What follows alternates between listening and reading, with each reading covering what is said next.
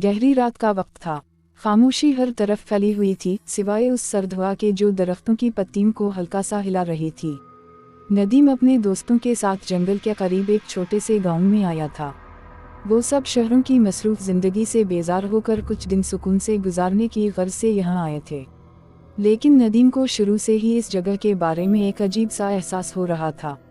जंगल के बारे में मशहूर था कि यहाँ रात को साए नजर आते हैं, साए जो इंसानी शक्ल में घूमते हैं, लेकिन उनके चेहरे धुंधले होते हैं।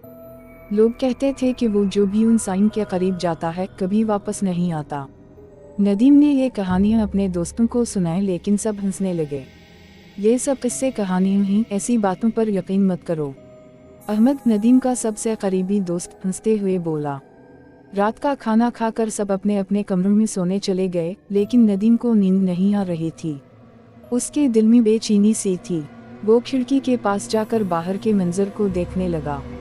गांव के बाहर के जंगल की गहरी तारीकी में नदीम ने कुछ हरकत महसूस की।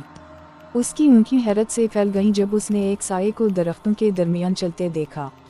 वो साया इंसानी शक्ल का था, लेकिन उसका जिस्म हवा में तीर रहा था, जैसे वो जमीन पर नहीं चल रहा हो।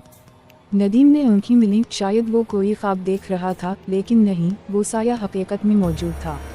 नदीम ने अपने दोस्तों को जगाना चाहा, लेकिन कोई फायदा नहीं हुआ। उसने सोचा कि शायद वो गलत देख रहा है, लेकिन तजस्सुस ने उसके कदमों को काबू में कर लिया। वो खामोशी से कमरे से निकला और जंगल की तरफ बढ़ने लगा। ज्यों-ज्यों वो जंगल के करीब पहुंचता गया, उसका दिल तेजी से धड़कने लगा। जंगल में दाखिल होते ही नदीम को महसूस हवा के हवा का दबाव बढ़ने लगा है। इर्द गिर्द की हर शय जैसे रुक सी गई थी। अचानक उसे पीछे से किसी के चलने की आवाज आई। नदीम ने मुड़कर देखा, लेकिन वहाँ कोई नहीं था। उसका सांस तेज हो गया। वो साया कहाँ गया? नदीम के दिमाग में सवालात गर्दिश करने लगे।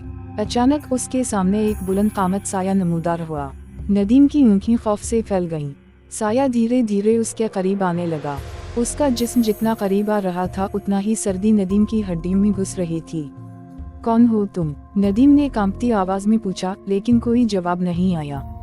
साया अब नदीम के बिल्कुल करीब था। उसका चेहरा अंधेरे में छुपा हुआ था, लेकिन नदीम को ऐसा महसूस हुआ कि जैसे वो साया उसे घूर रहा हो। नदीम पीछे हटने की कोशिश करने लगा, लेकिन उसके कदम जैसे जमीन में जम गए थे। साया उसके इर्द गिर्द गर्दिश करने लगा। अचानक नदीम को अपने कानों में सरगोशियां सुनाई देने लगी। ये सरगोशियां इतनी हल्की थीं कि वो समझ नहीं पा रहा था कि क्या कहा जा रहा है, लेकिन उनमें एक अजीब सी कशिश थी जो नदीम को अपनी जानिब खींच रही थी। नदीम की आंखों के सामने अंधेरा छा गया। उसका जिस्म बेहिस होने लगा। साया अब उसके बिल्कुल सामने था। अचानक नदीम को एक जोरदार चीख सुनाई दी और फिर वो जमीन पर गिर गया। जब सुबह हुई, नदीम के दोस्तों ने उसे गांव के लोगों के साथ मिलकर ढूंढना शुरू किया, लेकिन नदीम का कोई निशान नहीं मिला। उसकी तलाश में जंगल को छान मारा गया, लेकिन नदीम का कहीं पता नहीं चला। गांव के बुजुर्गों ने कहा, वो साये फिर से किसी को ले गए हैं। नदीम के दोस्त खौफजदा हो गए। उन्हें यकीन हो गया कि वो कहानियां सच थीं। उसके बाद किसी ने उस जंगल का रुख नहीं किया, और जो कोई भी वहां जाने का सोचता, उसे नदीम के गायब होने की कहानी सुनाकर रोक दिया जाता। गांव के लोगों के मुताबिक वो साये हमेशा नए शिकार की तलाश में रहते हैं, और जो एक बार उनके जाल में फंस जाता है, वो कभी